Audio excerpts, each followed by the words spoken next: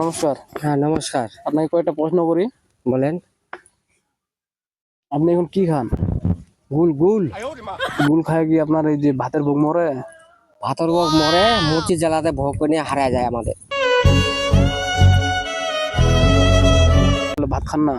ভাত খাইলে বেশি অল্প খাই, গুলটাই বেশি খাই। তো আপনি কেমন পায়খানা করেন? এই যে আপনি গুল খান, ভাতের বদলে গুল খান, তাহলে পায়খানাটা কেমন হয় আপনার? গুল না খাইলে পাখানা আমার ক্লিয়ার হয় না, কেন?